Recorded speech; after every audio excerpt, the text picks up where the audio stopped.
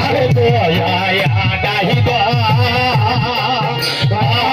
নাই জল্লাদ ও তো দয়া নাই তোর মোরে জল্লাদ সরে বাদলি তুই আপায়ারে জল্লাদ কেমন ওরে বাদলি তুই আপায়ারে আরে কেমন কুহরে ওরে বাদলি জল্লাদ ওর সহে রাগে জল্লাদ কেমন ওরে বাদলি তুই আপায়ারে জল্লাদ কেমন ওরে বাদলি তুই আপায়ারে আরে সেরে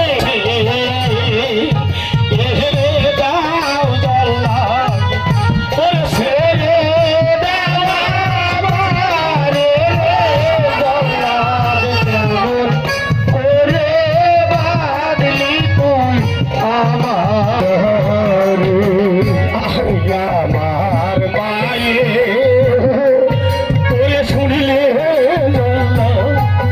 ওরে পাগল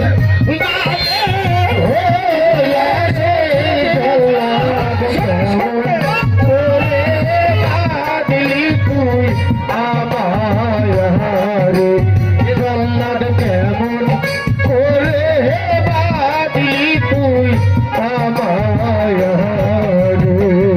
আরে আমার ভাই ওরে পাগল যাবে রে জল্লাদ কেমন ওরে বাদলি তুই আমারে জল্লাদ কেমন ওরে বাদলি তুই আমারে আরে সে দাও সে দাও জল্লাদ ওরে ধরি তোমার পায়ে জল্লাদ কেমন ওরে বাদলি তুই আমারে জল্লাদ কেমন ওরে বাদলি তুই আমারে আরে আমারে মা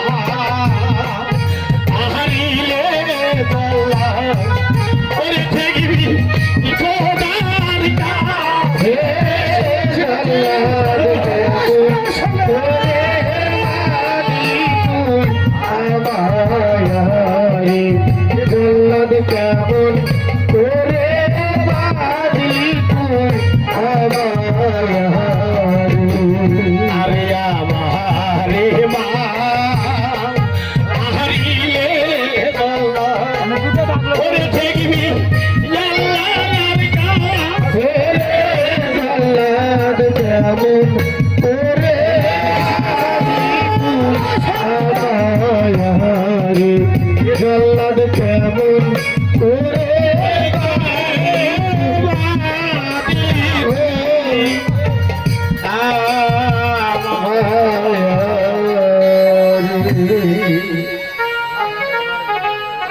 নিচে কান্না করে কোনো লাভ নেই গাজী তাই বলছি মৃত্যুর জন্য প্রস্তুত হয়ে যাও গাজী জল্লাদ হ্যাঁ বলো তুমি আমাকে ছেড়ে দাও জল্লাদ আমি বুঝতে পেরেছি তুমি আমাকে হত্যা করবে না হ্যাঁ ঠিক আছে জল্লাদ আমি তোমার কাছ থেকে এক ফোঁটা পালিয়েও যাব না সরিয়েও যাব না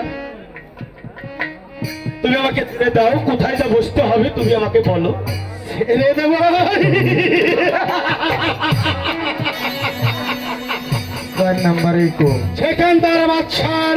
সেখানকার বাদশা যখন আদেশ করেছে জল্লাদকে ওই মাধ্যমে তোমাকে হত্যা করে তাদের রক্ত ওই সেখানকার বাদশার হাতে তুলে দেব ওই সঙ্গে সঙ্গে তোমার ওই রক্ত দিয়ে এই মাধ্যমে মৃত্যুর জন্য প্রস্তুত হয়ে যাও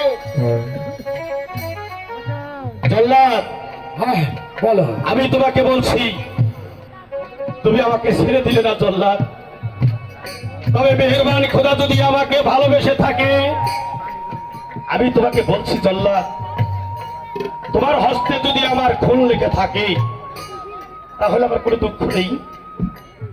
এই নাও জল্লাদ, আমি আমার মস্তক পেতে দিচ্ছি, তুমি আমাকে তোমার মনের মতো করে তুমি আমাকে হত্যা করো।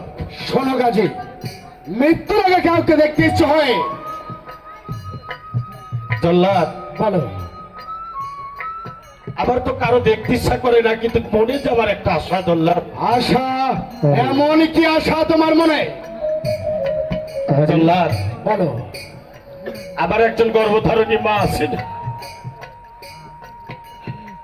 আমার মা তো আমার জন্য কাঁদবে জল্লাদ। তাই মা যদি আমাকে না দেখতে পারে তাহলে তো সারা জীবন কাঁদবে। তাও যে আমাকে দেখতে ইচ্ছা হয় না জল্লাদ, আমার পিতার হুকুম তুমি তামিল করো। আমার যে ময়াদা বলতে কোনো কিছু নেই। আজ মেহেরবানি খোদা, আমি তোমার নামে কুরবানি স্বীকার করছি। ওই জল্লাদের হাতে দেবো, আমার মৃত্যু হয়ে যায় খোদা, মৃত্যু হয়ে যায়। হক মাওলা, হক মাওলা। গাজী, কাউকে দেখতে ইচ্ছে হয় না, কিছু খেতে ইচ্ছে হয় না, তাহলে মৃত্যুর জন্য প্রস্তুত হয়ে যাও। আরে মুখে মুখে বলো, লা ইলাহা ইল্লাল্লাহু মুহাম্মাদুর রাসূলুল্লাহ।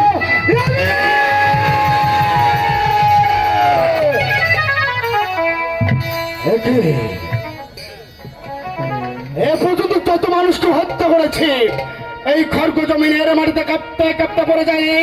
আজ এই গাজীকে হত্যা করতে গেলেন কেন? এই খড়গ আমার হাত থেকে কাঁপতে কাঁপতে জমিনের মাটিতে পড়ে গেল। আমি যে কিছুই বুঝতে পারছি না। ঠিক আছে, আমি আর একটিবার চেষ্টা করে দেখতে চাই গাজী।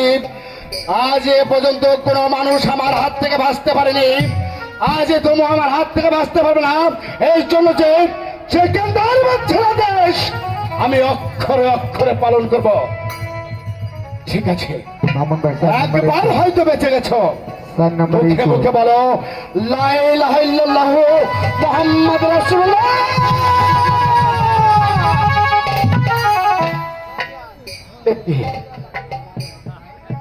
বারবার বারবার শুধু খড়গ কাঁপতে কাঁপতে জমিনের মাটিতে পড়ে যাচ্ছে।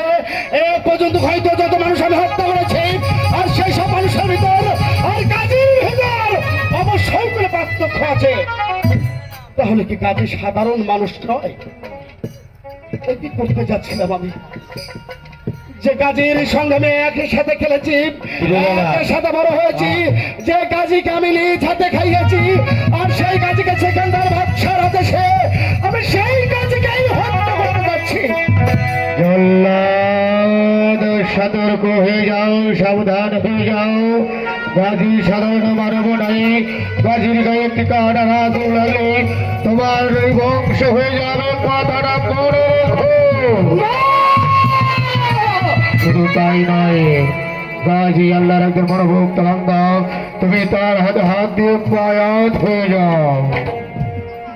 আমি বুঝতে পেরেছি, এই জন্য তো ছোট্ট কালে যার সঙ্গে আমি খেলেছি, আমার কথা তোর কথা অনেক পার্থক্য হয়ে যেত।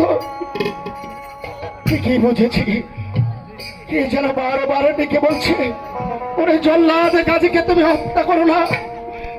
তাহলে গাজী সাধারণ মানুষ নয়, তাই তো আমি গাজীর কাছে মুরিদ হতে চাই।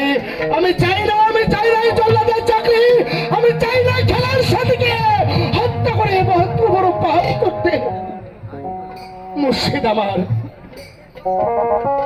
বিয়াদবি মাফ করবেন মুর্শিদ, আমি বুঝতে পারিনি।